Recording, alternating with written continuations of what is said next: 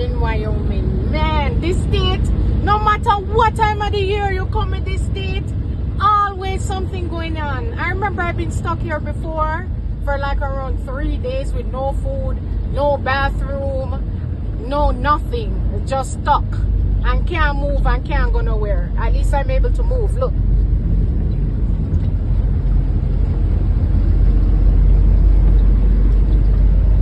And it's like practically like April and the weather is like this. Like, I don't know.